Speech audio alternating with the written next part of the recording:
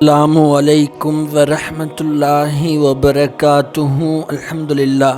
நம்முடைய நன்மை தராசை கனமாக்க இந்த 2 தஸ்பீஹ் திக்ருகள் மட்டுமே போதுமானதுன்னு சொல்லலாம். அந்த அளவுக்கு நமக்கு நன்மை பயக்கக்கூடிய 2 திக்ருகளை பற்றிய பதிவு தான் இது. நபி ஸல்லல்லாஹு அலைஹி வஸல்லம் அவர்கள் சொல்லியிருக்கிறதா அது முஆத் இப்னு ஜபல் ரலியல்லாஹு அறிவிக்கிறாங்க. தப்ரானி கிதாபில் பதிவாகிற ஹதீஸ்.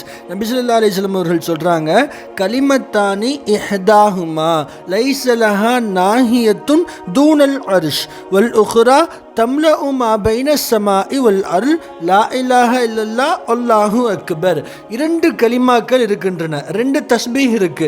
அவற்றில் ஒன்று லா இலாஹ இல்லல்லாஹ், அது அரிஷை அடைவதற்கு முன் எங்கும் நிற்பதே இல்லை. அதாவது லா இலாஹ இல்லல்லான்னு ஒரு அடியார் ஒரு முறை சொல்றாரு அப்படின்னா அந்த கலிமா அல்லாஹுடைய அரிஷை சென்றடைகிறதுக்கு எந்த தடையுமே கிடையாது. நபி ஸல்லல்லாஹு அலைஹி வஸல்லம் அவர்கள் சொல்லி காட்டுறாங்க. அந்த அளவுக்கு பரிபூர்ணமான கண்டிப்பாக நமக்கு நன்மை தரக்கூடிய ஒரு திக்ர் தான் லா இலாஹ இல்லல்லாஹ்.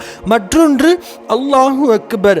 அல்லாஹு அக்பர்னு யார் ஒருத்தர் ஒரு முறை சொல்கிறாரோ வானம் பூமிக்கு இடையே உள்ளவற்றை ஒளி அல்லது கூலியினால் நிரப்பிவிடும். அந்த இடைப்பட்ட அந்த இடைவெளியை நன்மையால் அந்த ஒரு தஸ்பீஹ் நிரப்பிடும் அப்படின்னு நபி ஸல்லல்லாஹு அலைஹி வஸல்லம் அவர்கள் சுப செய்தி சொல்லியிருக்கிறாங்க.